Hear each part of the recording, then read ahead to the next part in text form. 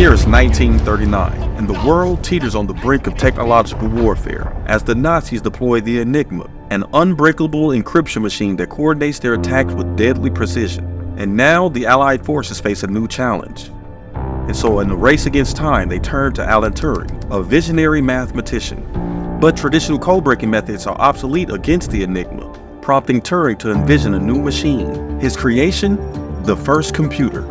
Not just the code breaker, but the bedrock for the modern digital world, thus beginning the era of computing and redefining not only warfare, but the future of all human civilization. Computers are supposed to make life easier. About 1 in 3 American households has bought that theory and purchased a PC. But what really worries me today is what's going to happen to us if machines can think. And what interests me specifically is, can they? I'm convinced that machines can and will think. I don't mean that machines will behave like men. I don't think for a very long time we're going to have a difficult problem distinguishing a man from a robot. And I don't think my daughter will ever marry a computer. But I think that computers will be doing the things that men do when we say they're thinking. I'm convinced that machines can and will think in our lifetime.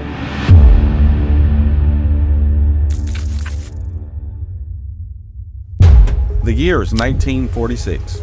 And now every military in the world knows the power of computers and wants one of their own. But the current technology used to power computers is inefficient. They're using vacuum tubes, which works kind of like giant light bulbs because they require a lot of manual labor to maintain, leaving some military computers to be the size of a warehouse. And so this gets all of the top scientists in the world to thinking there has to be a better, more efficient way to power the computers. And so in 1947, a brilliant physicist enters the picture. His name is Bill Shockley, and he imagined a new way to power computers using the element germanium to create something called a semiconductor. And it turns out that the semiconductor is the perfect solution, because in between materials like metals that conduct electricity and insulators like rubber and glass that block electricity, a semiconductor can do both, enabling it to act almost like an electrical switch. This eventually becomes known as the transistor, which will completely change technology forever. But even though the applications for the transistor are still just theoretical, it doesn't stop the smartest people in the world from seeing the future of computers. Because now the future of computing power has been shrunk down to the size of a fingertip. It's a transistor, no bigger than a kernel of corn. Which causes some of the most brilliant minds to start imagining a future with super powerful computers exhibiting artificial intelligence. Can machines really think? Even the scientists argue that one. Until I see a machine producing genuinely new things, I will not agree that machines think. I confidently expect that within a matter of 10 or 15 years, something will emerge from the laboratories which is not too far from the robot of science fiction fame. So in 1950, Alan Turing introduced us to the imitation game, also known as the Turing test, which is the test to determine if a machine can exhibit intelligent behavior indistinguishable from that of a human, fundamentally questioning the limits of artificial and human intelligence. And now, the power of AI is forever etched into the human psyche. A world in which a new machine may be of even greater importance than the atomic bomb. This new fascination into computers forces top universities like Harvard, MIT, and Princeton to begin offering degrees in computer science. And when you combine that with the fact that computer engineers were becoming one of the highest paid forms of skilled labor, all the world's smartest people began to flock to these programs. One of these people is Marvin Minsky, a 23-year-old PhD candidate at Princeton University. Inspired by Alan Turing's paper on artificial intelligence, Minsky would build the world's first working neural net using wires and 6 vacuum tubes as the synapses. But even though the vacuum tubes would fail regularly, the machine still worked and ultimately laid the foundation for the field of artificial intelligence and the bedrock that's the neural network. When I'm going to school in the 1950s, there had been some theories of what neural networks could do. Fast forward a few years, and now Bill Shockley's invention of the transistor has led to the transistor radio, and it quickly becomes the highest-selling consumer electronic device of all time. And now, the world gets its first taste of the power of compact electronics, and so everyone begins to imagine the possibilities of what the transistor can do. One will be able to make a flat television tube, for example. This leads Bill Shockley, the transistor's inventor, to leave his job at Bell Labs and start Shockley Semiconductor, a company geared towards manufacturing the transistor. But Shockley can't do it alone. So he began to rate PhD programs in electronic companies for bright young minds. People like Gordon Moore, a chemist at Johns Hopkins, and Robert Noyce, a PhD from MIT and an up-and-coming rock star in the world of transistors. All in all, Shockley enlists 12 other geniuses to join Shockley Semiconductor with them. And so after being founded in 1954, Shockley Semiconductor becomes the talk of the town, because Shockley is determined to place the company in his hometown of Palo Alto, officially making it just the third tech startup ever to be headquartered in Silicon Valley. But it wouldn't last long, because in 1956, just a few months after Shockley would be given the Nobel Prize for the transistor, 8 of the 12 men he personally recruited would defect from Shockley Semiconductor and create their own company, Fairchild Semiconductor, a startup dedicated to manufacturing transistors at scale. And Shockley, being the big mad hater that he is, gives the men the notorious name, the Traitorous 8. Put the money on your head. And it was perfect timing, because within months, Fairchild Semiconductor had already become profitable, selling 100 silicon-based transistors to IBM to power the navigation system for the military's B-70 bomber. And this sale was a landmark moment in the world of computing, because it proved that the silicon-based semiconductors were superior to the original germanium-based ones created by Shockley. And the profit margin per transistor was 30 times larger than that of the germanium-based ones. And now the US military needed hundreds, no, thousands of transistors to power everything from computers to ballistic missiles. But the transistor current manufacturing process was inefficient. Half of the ones provided by the military had to be recalled, because all it would take is a simple knock up against the wall for the entire transistor to stop working. And even though Fairchild was known for making the best transistors in the world, this inefficient manufacturing process would pose a huge problem for the entire industry. And so insert random genius number 4, Jean Erny, a physicist at Fairchild that invented a new, more efficient way to manufacture transistors called the planar process. The process was about adding a layer of coating to the top of the transistor to increase the stability and durability of the semiconductor. It was a brilliant and much needed improvement over the semiconductor manufacturing process that would change the world of computing forever. Put the money where your mouth is. All while making Fairchild Semiconductor richer than ever due to the patent it held over the process. Because now, if anybody wanted to make a transistor, they had to use the planar process, which means they had to pay Fairchild. And so this patent alone leads Wall Street to become freakishly bullish on Fairchild, leading to quarter after quarter of groundbreaking profits and all-time highs on stock price. But with profits soaring fast, Fairchild Semiconductor and the entire industry was still facing a huge problem. You see, the current transistor was limited to scale because it could only do one thing at a time. So if you wanted to do 1,000,000 things, you need 1,000,000 transistors, putting the entire industry at a stalemate.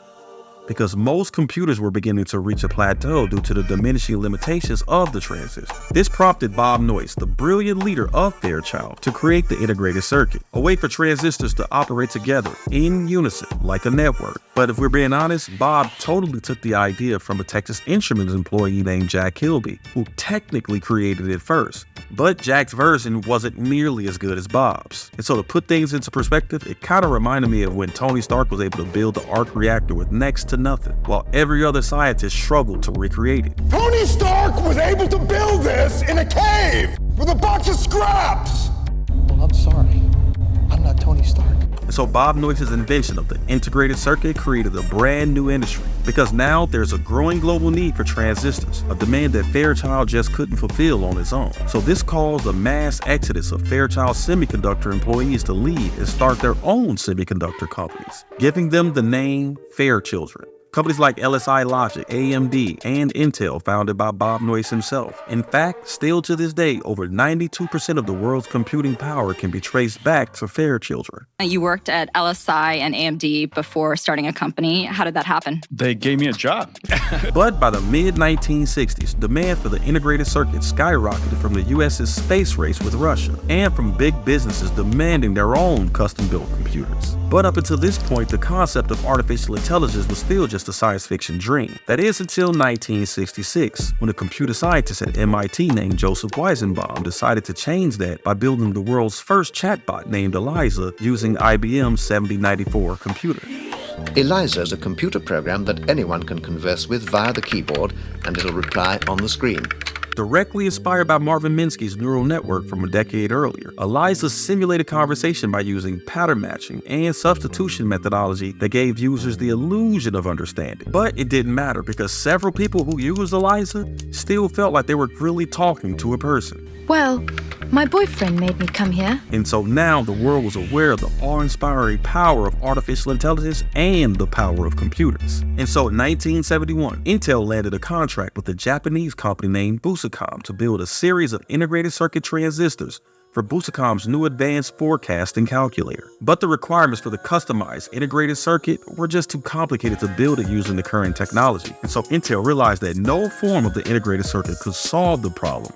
And so they needed to think outside of the box. And so a young engineer at Intel named Ted Hoffman realized that the only way to make the requirements simpler was to build a tiny computer itself that could process all of the requests independently and efficiently. He called it a microprocessor, a computer that's the size of your fingertips. This was a series of small steps in trying to improve the Busicom design that finally led to what ultimately became the 4004, the first microprocessor. And so Intel's invention of the microprocessor ushers in a new wave of thinking towards computers, because for the first time, computers can now get small enough and cheap enough to fit on a desk. But unfortunately, there's very few companies focusing strictly on building actual computers themselves. This gap inspired dozens of entrepreneurs to come in and fill that need. So by the late 1970s, we get Microsoft and Apple, the founding of the two richest companies in the world today, that will lay the groundwork for modern computing. Over 97% of the kids that graduate from high school have hands-on experience with an Apple before they graduate. These kids are growing up learning how to use this new tool in many, many phases of their life. And so very rapidly, the process of the integration of personal computers into the society will be accomplished. And these companies forged the road that led to the PC boom of the 80s and early 90s, single-handedly capturing 96% of the PC market between them. But even though computers were selling like hotcakes year over year, the biggest artificial intelligence breakthroughs during the time wasn't in computing, but rather in the world of math. Because in 1986, a brilliant British computer scientist named Geoffrey Hinton created backpropagation, which is a machine learning algorithm that acts like a teacher who helps the computer learn from its mistakes. It checks the computer's answers, sees where it went wrong, and then gives it tips on how it can improve the next time. Immediately, the backpropagation becomes the cornerstone for all neural nets, inspiring companies like Ward Systems to invent NeuroShell, one of the world's first forecasting tools using backpropagation and machine learning. But neural nets wasn't the only way that AI was advancing, because in 1997, IBM built Deep Blue, an AI program that used a highly sophisticated search algorithm, a database of games played, and combined it with brute force computing power to beat the world's best chess player. But little did they know at the time, IBM's win gave the blueprint for the future of AI, which is when you combine large volumes of data, strong algorithms, and a lot of compute power, you can build something super intelligent. But more on that later, because by the late 90s, the power of computers combined with the internet has taken over humanity. Because now new millionaires are being minted overnight by building companies that are taking our analog world digital. Well, if you do your social networking on the net, then you know about Facebook.com. The website is the latest and hottest thing. Its founder is a 22-year-old computer whiz who turned down, get this, $1 billion to sell his site to Yahoo. The creation of internet companies like Google, Amazon, and Facebook brings about the information age. And now, there are hundreds of companies generating more data every year than all of humanity did in a century. So this creates a new need for computers to be able to analyze all of this big amounts of data. So top companies start paying the world's best computer scientists for new and innovative ways to analyze the data. Which brings us back to Geoffrey Hinton. Remember him? The young computer scientist that helped create backpropagation? Well, he's no longer a student. Now he's a professor at the University of Toronto that's training the next generation of minds in AI.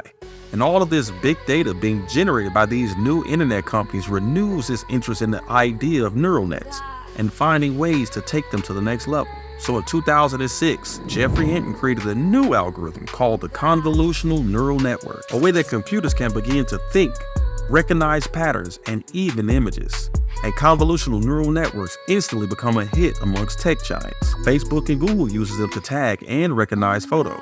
Amazon uses it as a way to recommend the next product that you will buy, and Apple uses it as a cool way to unlock your phone. Now, this algorithm becomes so important to the AI community that it gives Geoffrey Hinton a new name, the godfather of AI.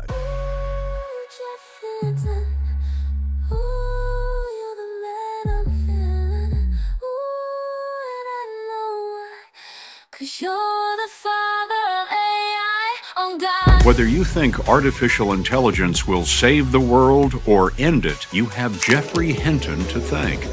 Hinton has been called the godfather of AI. You're seen as like a godfather of this industry. Do you have any concern about what you've wrought? A British computer scientist whose controversial ideas help make advanced artificial intelligence possible and so change the world.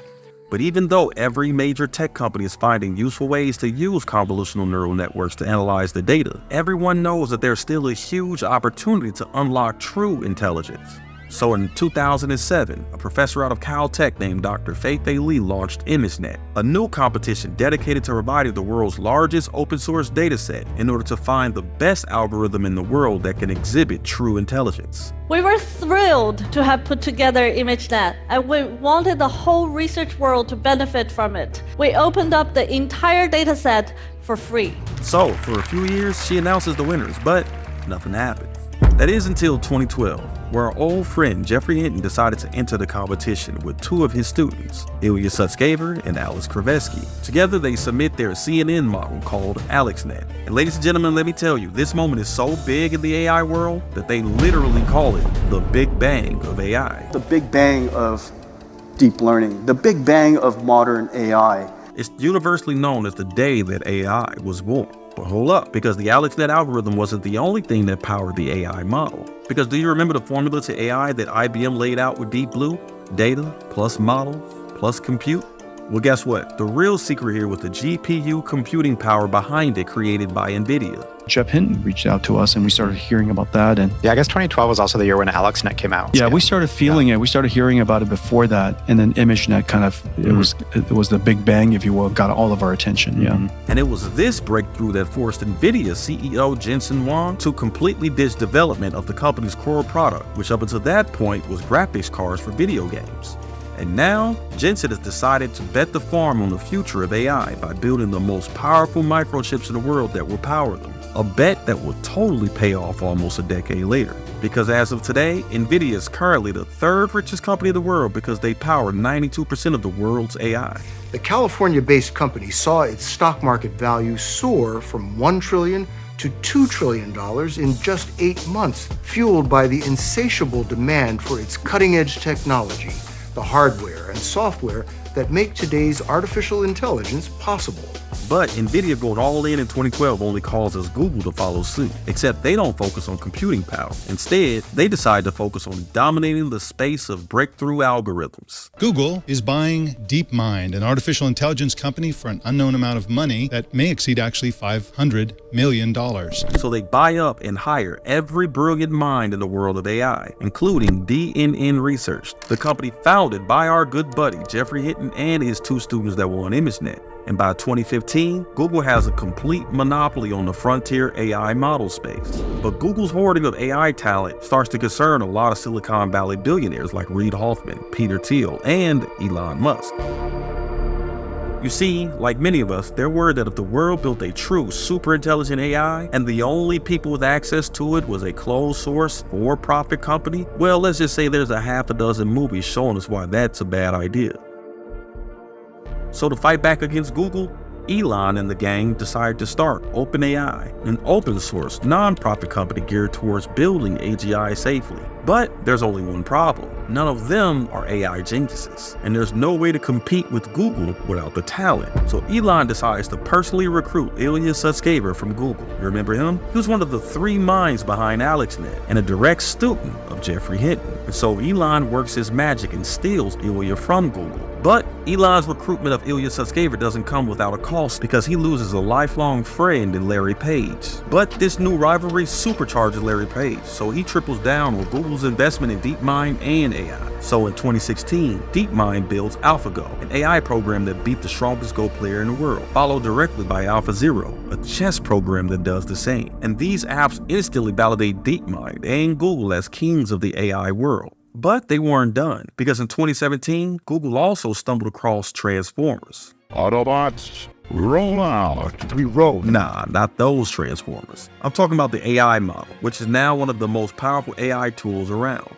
And so I want you to think of Transformers as super smart robots that can read a lot of books really fast. Holy crow, you can read! But these new Transformer models get the entire AI world thinking. But what if we throw a bunch of text data at Transformers and then have humans talk to them to train them? Could we build a better version of Elijah, the chatbot from the 1960s? And several companies all have the same idea, the most notable of which is OpenAI. But there's a big problem in the plan. Remember, building AI requires a lot of computing power, which in turn requires a lot of capital. Capital that they don't have, despite having the richest man in the world as a co-founder. And now, OpenAI knows that it needs a minimum of $1 billion to even compete with Google. So they decide to broker a deal with Microsoft to give them the money necessary to build AI applications in exchange for capped profits. But this decision totally pisses off Elon, because from his perspective, the entire purpose of OpenAI was to be open source, and the deal with Microsoft only leads the company right back to the road that DeepMind and Google were on. This rift leads to Elon leaving OpenAI and Sam Altman becoming the sole CEO of the company. So in 2020, with Sam acting as CEO, he manages to procure a $10 billion